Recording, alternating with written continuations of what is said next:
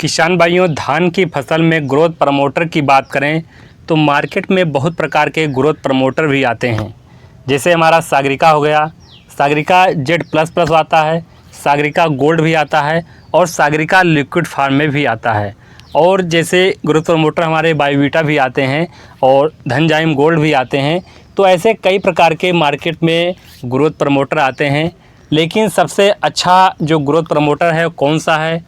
अपनी धान की फसल जब रोपाई किसान भाई कर देते हैं, उसके बाद लगभग 15 से 20 या 25 या 30 दिन के बीच किसान भाइयों ग्रोथ प्रमोटर डालने की आवश्यकता होती है, क्योंकि इस समय नए नए कल्लों का निर्माण हो रहा होता है, नए नए उसमें कल्लों का फुटाव हो रहा होता है। इस समय ग्रोथ प्रमोटर किसान भाई डाल देते हैं, जिससे वहाँ पर कल्लों का निर्माण भी अच्छे से होता है, अच्छी सी बढ़वार होती है, अच्छे से विकास होता है और पौधा हमारा हरा भरा स्वस्थ बना रहता है। तो आज की इस वीडियो में किसान भाइयों पूरी जानकारी विधिवत से बताएंगे, पूरी कंप्लीट जानकारी बताएंगे। लेकिन उससे पहले जो किसान भाई लोग चैनल पर नए हैं उनसे रिक्वेस्ट है, चैनल को प्लीज़ सब्सक्राइब कीजिए, बेल आइकन दबाकर ऑल कर लीजिए और वीडियो पसंद आने पर लाइक ज़रूर कीजिए, अन्य किसानों को भी शेयर कीजिए। चलिए किसान भाइयों बात करेंगे।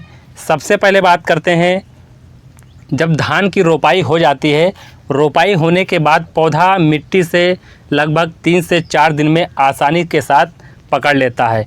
इसके बाद जो पहला खाद हम किसान भाई बुआई करने जा रहे होते हैं, पहला खाद में किसान भाई यूरिया देते हैं। जैसा कि सभी फसल में नाइट्रोजन की सबसे ज़्यादा आवश्यकता पड़ती है।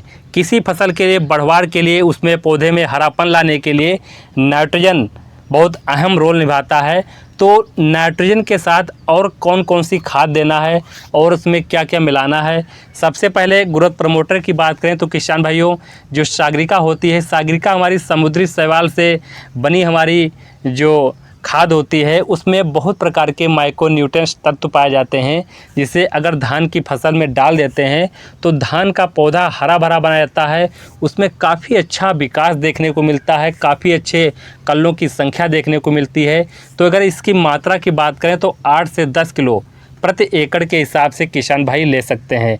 यहाँ पर इसकी डोज की बात मैंने बता दी है। और इसके प्राइस की बात करें तो 10 केजी का जो बैग आता है लगभग 430 से लगाकर 450 रुपये लगभग 10 केजी के हिसाब से किसान भाइयों मिल जाएगा। तो पहला खाद मैंने बता दिया है। दूसरा किसान भाइयों आपको सल्फ़र लेना है। सल्फ़र किसी अच्छी कंपनी का आपको ले लेना है। सल्फ़र की मात्रा की बात करें तो लगभग 3 से 4 किलो या 5 किलो प्रति एकड़ के हिसाब से सल्फ़र ले सकते हैं।